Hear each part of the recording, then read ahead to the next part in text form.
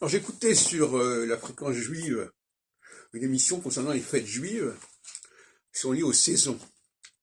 C'est très bien les saisons, mais les saisons, euh, c'est un rythme extrêmement rapide puisque c'est la division de l'année terrestre en 4 temps de 3 mois. Bon, on ne peut pas faire grand-chose au niveau de la vie politique dans ce sens-là.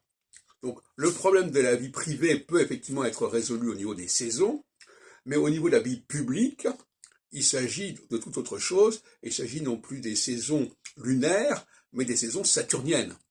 Les saisons lunaires faisant euh, euh, des périodes de 7 jours, et les saisons saturniennes faisant des périodes de 7 ans.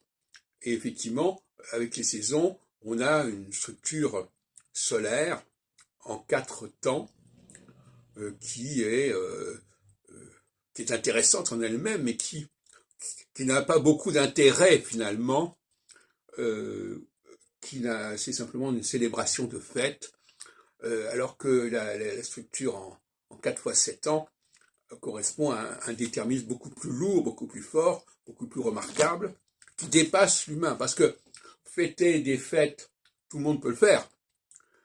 Célébrer un processus qui prend 7 ans, c'est une toute autre paire de manches, on imagine bien. Bon. Donc, au niveau de la présence divine, c'est pas le cycle de 4 fois 3 mois qui va être déterminant. C'est au niveau du cycle de 4 fois 7 ans.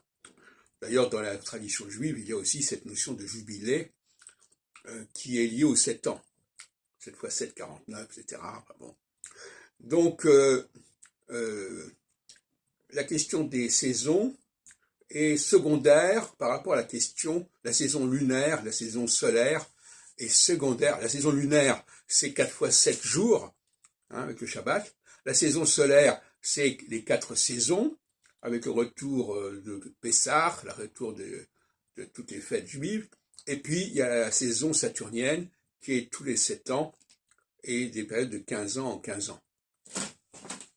Et ça, c'est le véritable calendrier théologique, les autres calendriers lunaires et solaires étant finalement relativement superficiels.